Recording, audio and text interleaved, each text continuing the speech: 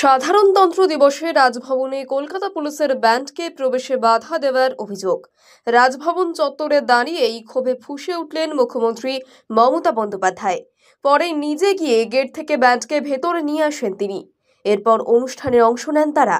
রীতি মেনে প্রতি বছর সাধারণতন্ত্র দিবসে রাজভবনে চা চক্রে যোগ দেন মুখ্যমন্ত্রী। এবছরও তার অন্যথা হয়নি।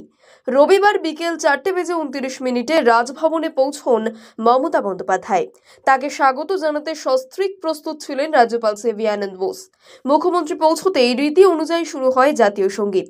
সেই সময় মুখ্যমন্ত্রী দেখেন সেখানে বিএসএফ এর শাখা সীমা সুরক্ষা ব্যান্ড থাকলেও কলকাতা পুলিশের ব্যান্ড নেই। সঙ্গে সঙ্গে তিনি খোঁজ নেন কি হয়েছে। জানতে পারেন রাজভবনের গেটে আটকে দেওয়া হয়েছে কলকাতা পুলিশের ব্যান্ডকে। এই ঘটনায় বেজায় ক্ষুব্ধ হন মুখ্যমন্ত্রী।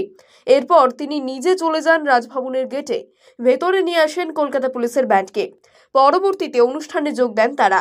এদিন বেশ কিছুক্ষণ রাজভবনে ছিলেন মুখ্যমন্ত্রী। রাজ্যপালের সঙ্গে কথা বলতেও দেখা যায় তাকে, তবে কি কথা হলো তা এখনো জানা যায়নি। সাধারণতন্ত্র দিবসে রাজভবনে কলকাতা পুলিশের ব্যান্ডকে প্রবেশে বাধা দেওয়ার অভিযোগ। রাজভবন চত্বরে দাঁড়িয়েই ক্ষোভে ফুঁসে উঠলেন মুখ্যমন্ত্রী মমতা বন্দ্যোপাধ্যায়। পরে নিজে গিয়ে গেট থেকে ব্যান্ডকে ভেতরে নিয়ে আসেন তিনি। এরপর অনুষ্ঠানে অংশ নেন তারা। রীতি মেনে প্রতি বছর সাধারণতন্ত্র দিবসে রাজভবনে চা চক্রে যোগ দেন মুখ্যমন্ত্রী। এবছরও তার অন্যথা হয়নি। রবিবার বিকেল 4:29 রাজভবনে পৌঁছন মমতা বন্দ্যোপাধ্যায়। তাকে স্বাগত জানাতে সস্ত্রীক প্রস্তুত ছিলেন রাজ্যপাল সিভি আনন্দ বোস। মুখ্যমন্ত্রী পৌঁছতেই রীতি অনুযায়ী শুরু হয় জাতীয় সঙ্গীত। সেই সময় মুখ্যমন্ত্রী দেখেন সেখানে বিএসএফ এর শাখা সীমা সুরক্ষা ব্যান্ড থাকলেও কলকাতা পুলিশের ব্যান্ড নেই। সঙ্গে সঙ্গে তিনি খোঁজ নেন কি হয়েছে। জানতে পারেন রাজভবনের গেটে আটকে দেওয়া হয়েছে কলকাতা পুলিশের ব্যান্ডকে। এই ঘটনায় বেজায় ক্ষুব্ধ হন মুখ্যমন্ত্রী। এরপর তিনি নিজে চলে যান রাজভবনের গেটে, ভেতরে নিয়ে আসেন কলকাতা পুলিশের ব্যান্ডকে। পরবর্তীতে অনুষ্ঠানে যোগ দেন তারা। এদিন বেশ কিছুক্ষণ রাজভবনে ছিলেন মুখ্যমন্ত্রী। রাজ্যপালের সঙ্গে কথা বলতেও দেখা যায় তাকে, তবে কি কথা হলো তা এখনো জানা যায়নি।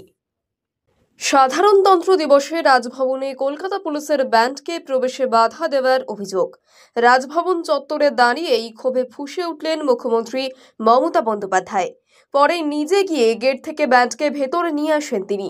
এরপর অনুষ্ঠানে অংশ নেন তারা। রীতি মেনে প্রতি বছর সাধারণতন্ত্র দিবসে রাজভবনে চা চক্রে যোগ দেন মুখ্যমন্ত্রী। এবছরও তার অন্যথা হয়নি। রবিবার বিকেল 4:29 রাজভবনে পৌঁছন মমতা বন্দ্যোপাধ্যায়।